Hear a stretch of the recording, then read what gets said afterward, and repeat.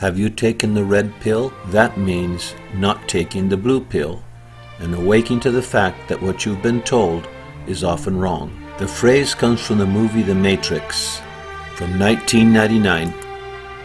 Believe what you want to believe. You take the blue pill, you stay in Wonderland. You take the red pill, and I show you how deep the rabbit hole goes. Welcome, this lovely Sunday morning here at church. I'm sorry many of you have not been able to come, but I hope next Sunday we can see you all together again. You know, this week, Elon Musk, he's the CEO and inventor of those Tesla electric cars that are so famous in the world, and also of the SpaceX. This is the rocket that will be taking this next Wednesday, for the first time in many, many decades, American astronauts into space. Elon, on May 17th, tweeted something that caused a great commotion. He tweeted to his 34 million followers, and this is what he said. He said, "Take the red pill." And that tweet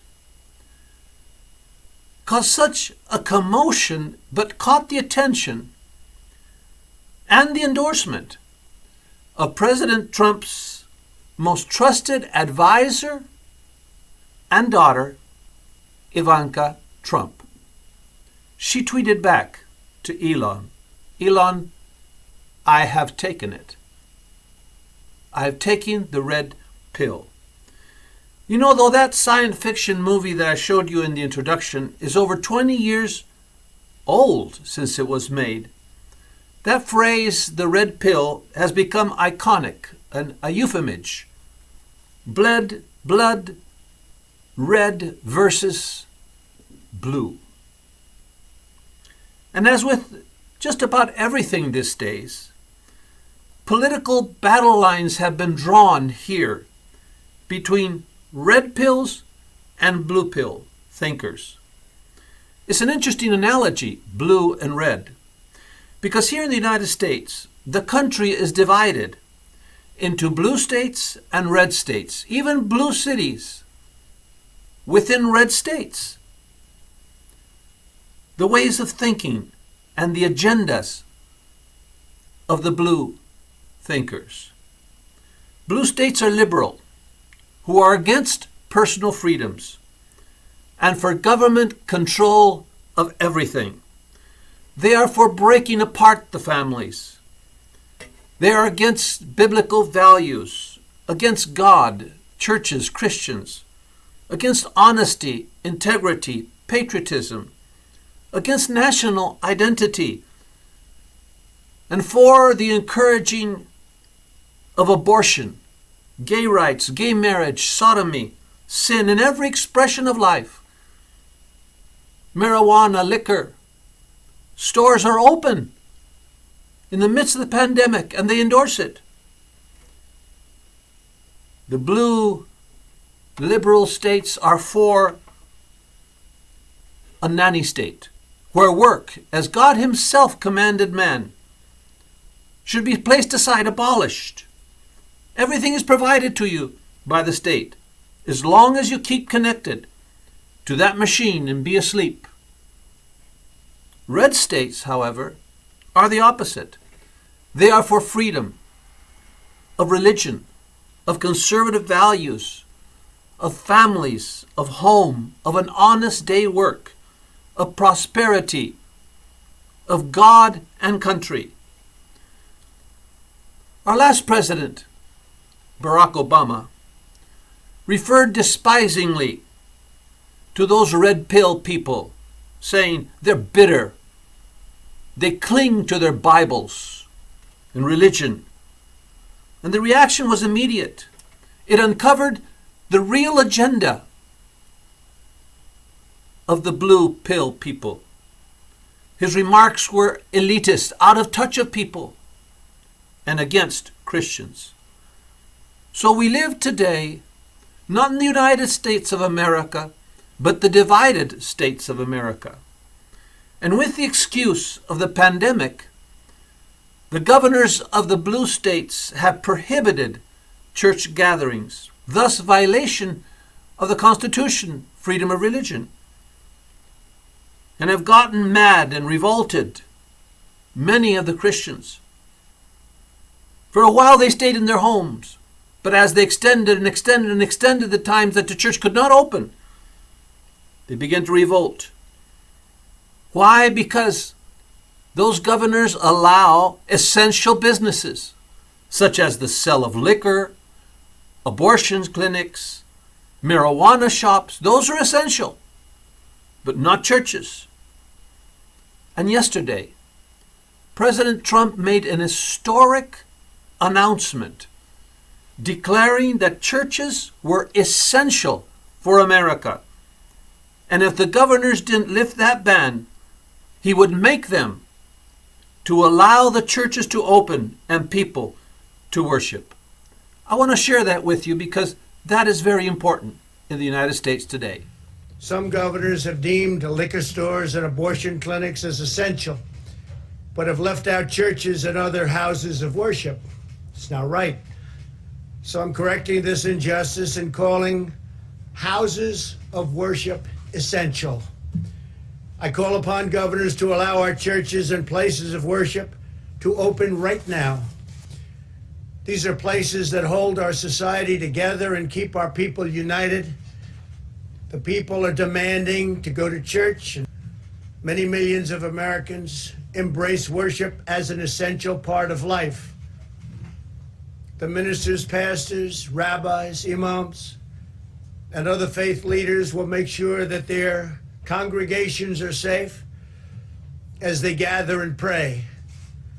I know them well. They love their congregations. They love their people. They don't want anything bad to happen to them or to anybody else. The governors need to do the right thing and allow these very important, essential places of faith to open right now for this weekend. If they don't do it, I will override the governors. In America, we need more prayer, not less.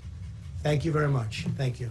Abraham Lincoln said, "You can fool all the people some of the time, and some people all of the time, but you cannot fool all the people all the time."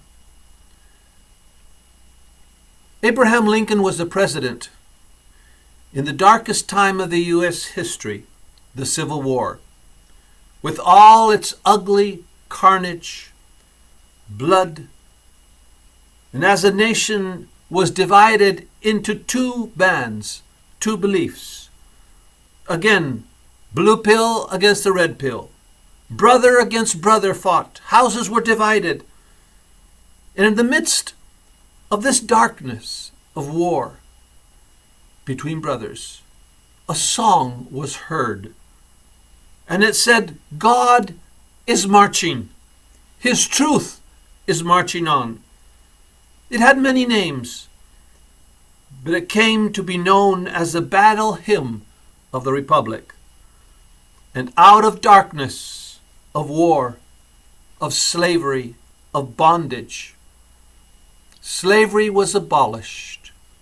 The slaves were set free, and they became free in the United States of America that was reborn after the Civil War as the free United States of America.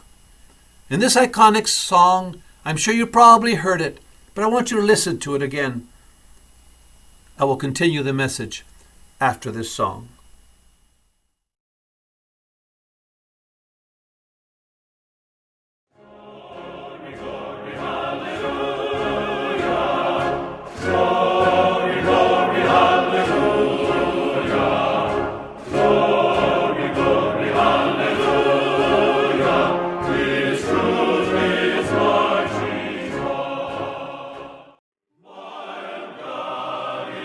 Marching on.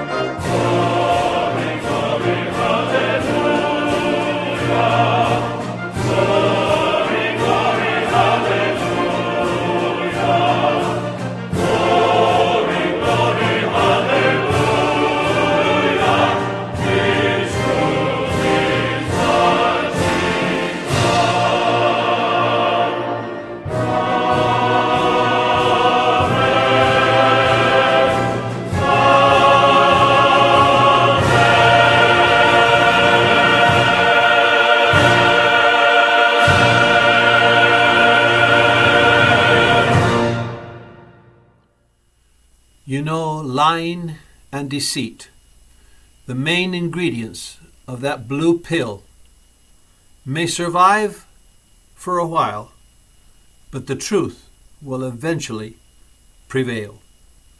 Because truth, like hope, springs eternal. It can be buried, it can be forgotten for a season, but it will rise and bloom again.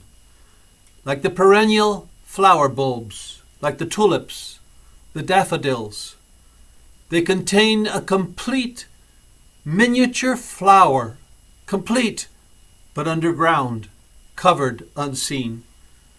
The truth may be crucified, placed in a dark tomb, covered with a great storm, but the truth, like Jesus, will resurrect again, will rise from the dead, will spring forth, because he is the truth, and the truth will prevail.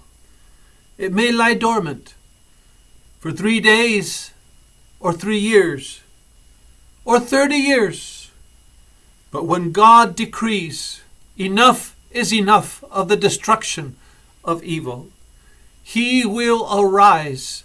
He will decree it is over.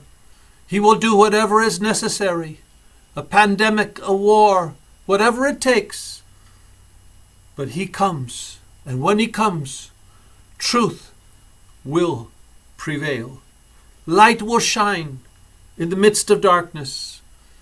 As when Jesus appeared first to Mary, and then to the 12 disciples, and then over 500, and then millions saw the light. As it says in Isaiah 62, verse 2 of 60, "For behold, darkness covers the earth, and thick darkness is over the people. But the Lord will rise upon you, and his glory will appear over you. And when the world is at its darkness, the light will rise, and truth, red as blood, will prevail again." So there is hope. If a tree is cut down, says Proverbs, that the drinking of drops of water, it will begin to show forth new green leaves. And since the beginning of the world, the maker of the blue pill, which is Satan himself, perhaps is called blue because he fell from heaven when he wanted to have and rule over heaven, and he thinks he is the champion of heaven. But ever since the beginning of mankind in Eden, the evil one has spread lies and deceits, enabled to control the minds and hearts of God's people, so he can control the world. From Cain to the giants of the times of Noah and the flood, throughout history he has tried many ways, through wars, conquest, philosophy, politics, even charismatic leaders, dictatorships, or all of the above.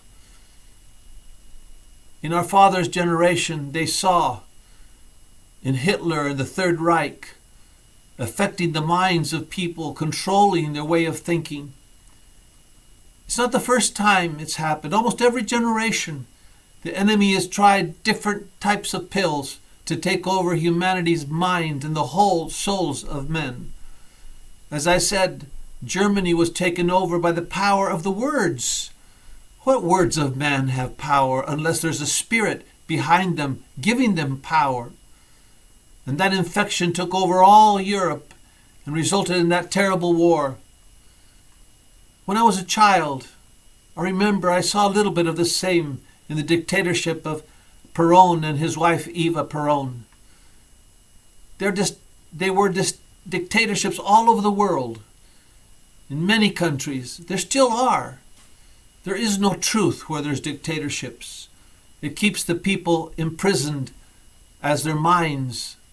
And there are still places where people are imprisoned from the truth, like China, where the truth doesn't exist. People have no access to the truth. It is hidden from them.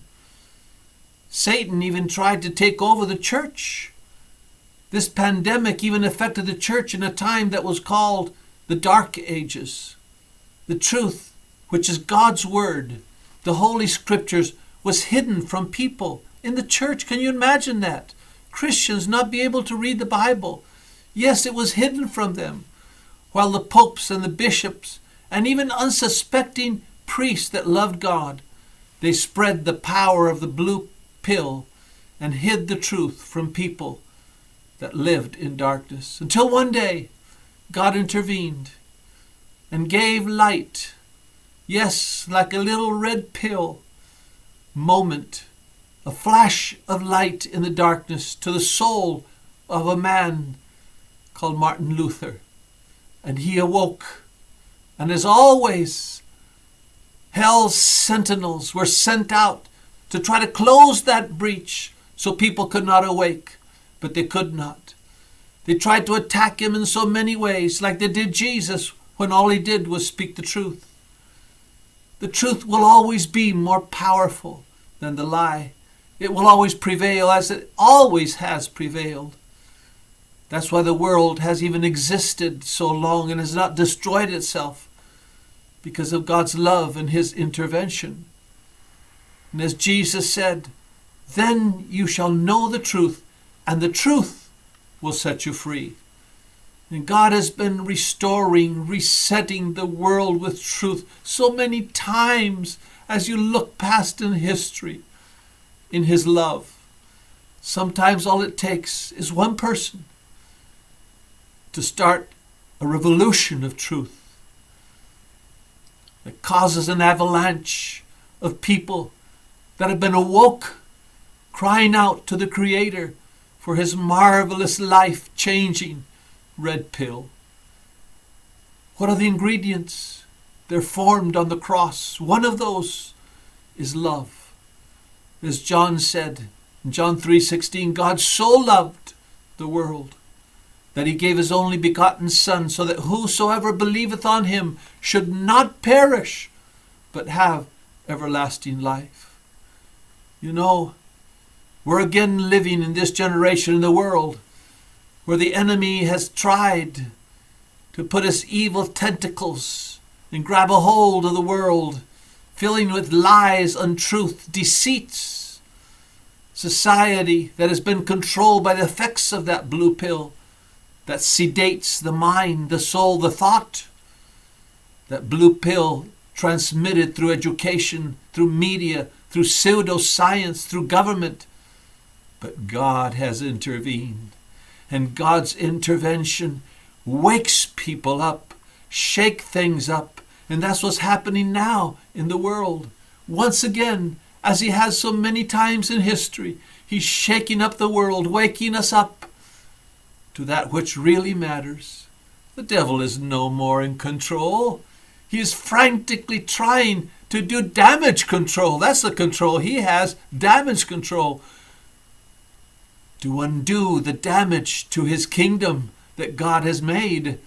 All he's tried to do these past decades in weaving and forming a world village, an interconnected financial system, travel system, political system, corporate system that he carefully crafted and wove to make the world one under his deceitful mantle and control. And now his works of decades is crumbling as nations unlink. They pull the plug from the interconnected machine to the beast. And they're starting to say, why? What's happening? Should we even continue this world this way? No, there's a new world awaiting, and God is in control. So, again, God has had to intervene in the complacency of religion once again, severing, cutting the ties with even the physical church buildings that are comfortable to us, and forcing us into insulation that we might reconnect with him. as he did with the Jewish temple in Jesus' time. The temple was an obstacle between God and the people's hearts. So God intervenes. He intervenes many times in the history of the church. We call them awakenings or revivals, where the old, established, even cold sometimes, hardened, complacent, religious, doctrine-bound church needs to be awakened again. And this time also the church needs awakening. And every time God has intervened, the people have been renewed, refreshed, brought back to the truth and to God's heart and to a personal, refreshed relationship with Him. And this is the intervention of God, awakening people's thinking to the reality in the midst of the lies of evil that is propagated throughout the whole world. And people are beginning to wake up. The light is shining through the dark into the windows of men's souls. And God is waking up a generation like the prodigal son, waking up to see where he really was in the midst of evil and pigs. People all over the world are waking up. Children, young people, even old people. It's as if, like the prophecy of Ezekiel, God is stirring up those dead, dry bones.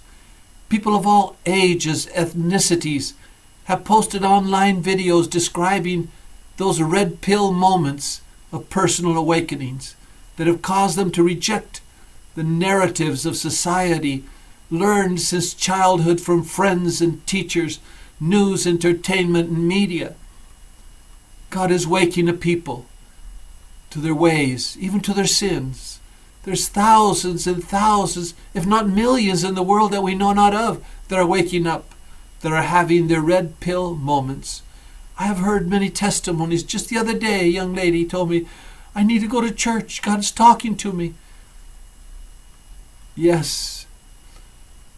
There's also a new generation of children, and even the millenniums, that were born to a digital world, raised to see alternate realities, things that are not true, illusions, video tricks that show something that is not true. They were sold the illusion, brainwashed with video games that immersed them in a fantasy world of avatars.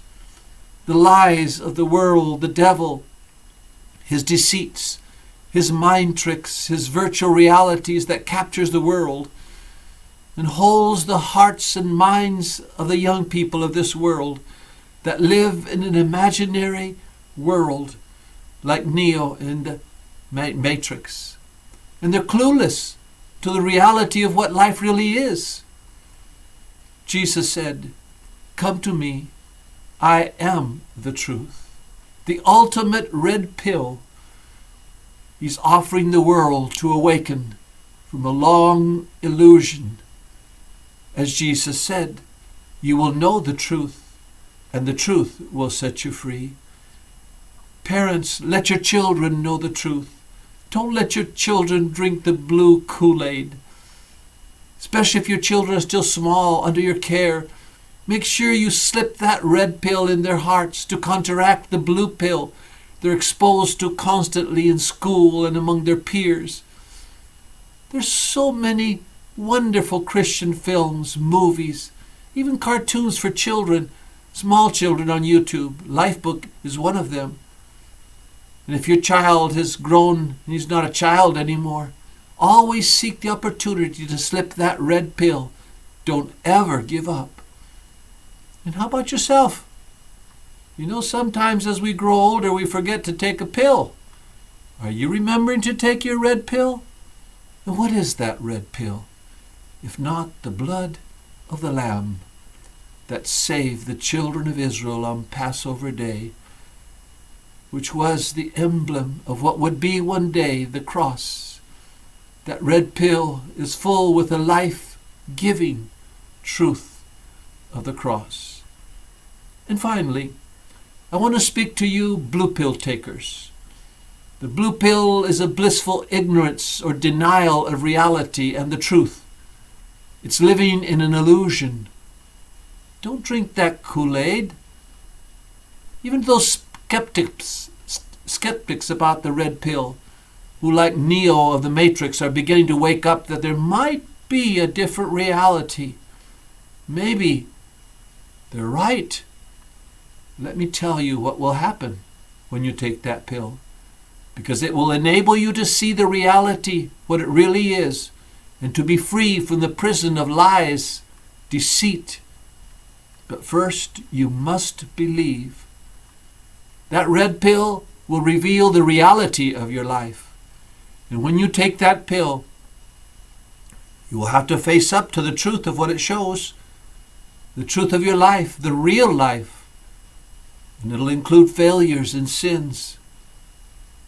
But if you confess and receive, yes, receive forgiveness, you'll be set free by the power of the blood of that red pill.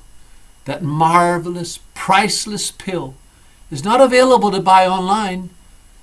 There's only one doctor that can get it to you. And the best of all is that this priceless pill is free. But what are the effects of taking the red pill? When Neo took the red pill in the Matrix, he realized who he really was. Suddenly, he was living in a dream world where he was rich, where he was well dressed, where he was nicely groomed and clean. And suddenly, he looked in the mirror after taking that red pill, and he looked like a dirty beggar. His clothes were ripped, he was dirty. Because see, the red pill opens our eyes to see the reality of who we are, what we have done, even where we're headed in life and afterlife. And just like the prodigal son in the parable of Jesus that awoke and found himself in the pig pen, that was a red pill moment. And many times in the scriptures it says that Jesus opened people's understanding. You know Revelation 3:17. The apostle says, because you say I am rich and have become wealthy, I have need of nothing. But you don't know that you are wretched, miserable, poor, blind, and naked. How can we think one thing and the reality be another? It's the blue pill. And who makes that blue pill? The devil. And who makes the red pill? God himself. He's the only manufacturer of this DNA-specific pill that's been made to order just for you, every single person, and he dispenses it individually and personally. Each red pill has a name, a destination, and a time. It can't be stolen. It can't be borrowed. It's unique. It only works for the person whose DNA is linked from the very beginning of time. This unique and quintessential priceless wonder pill had the highest price ever paid for manufacturing, and yet it is given without cost. God had to give up his only son in order to be able to make the pill of salvation and truth. Can we buy that pill? No, no, no. It's free. That's why the prophet Isaiah in Isaiah 55:1 says, come, all you that have no money, come and buy without money, without cost.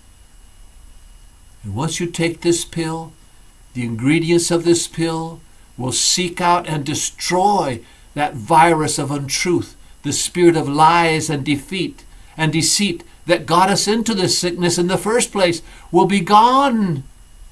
Because you cannot wake up by yourself.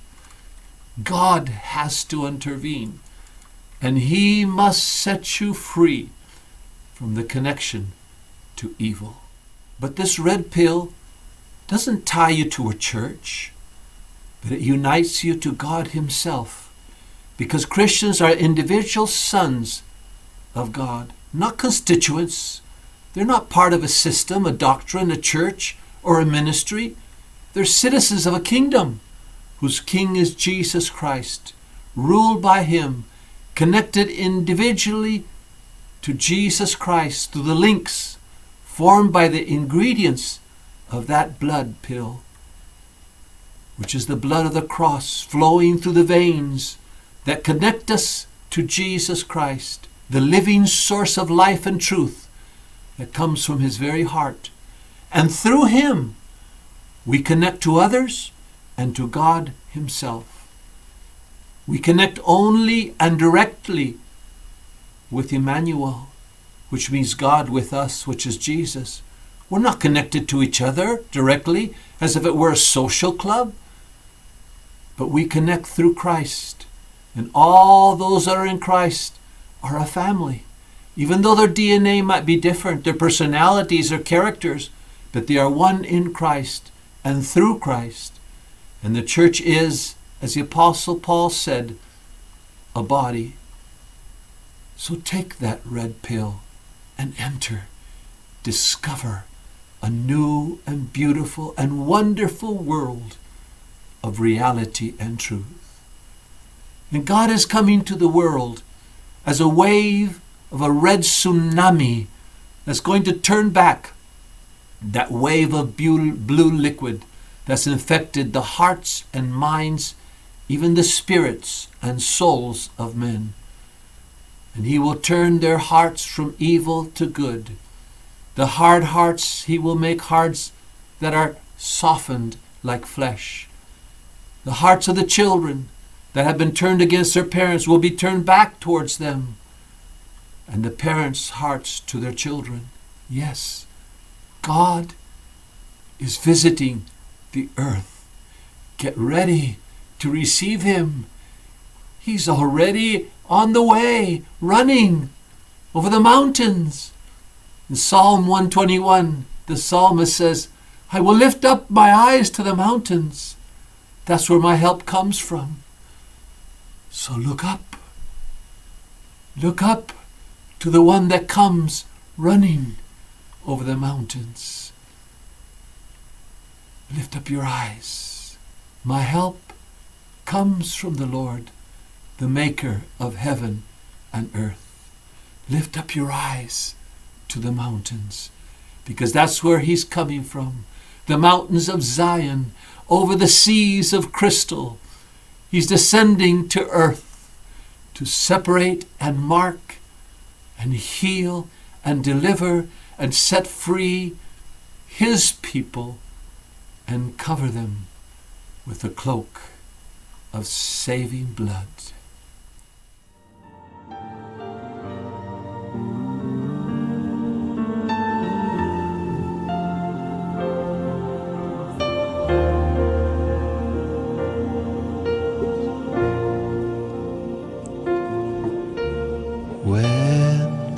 I feel the cold of winters and this cloak of sadness. I need you. All the evil things that shake me, all the words that break me, I need you. Do not hide me. Do not hide me from your presence. Pull me from your shadows. I need you. Beauty, wrap your arms around me. Sing your song of kindness. I need you.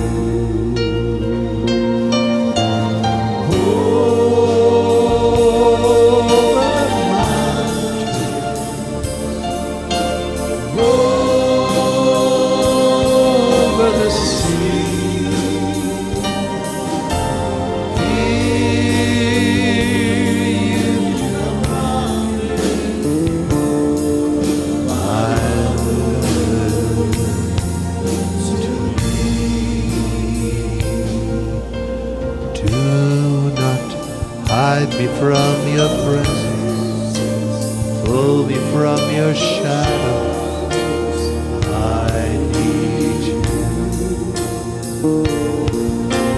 Beauty, wrap your arms around me, sing your song of kindness. I'll come running,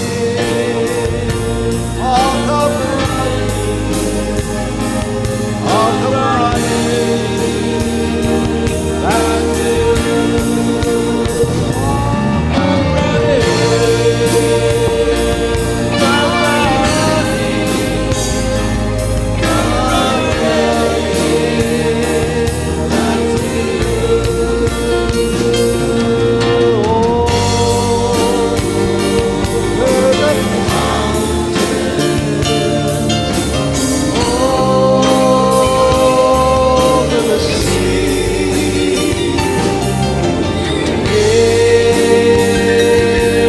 Come running, my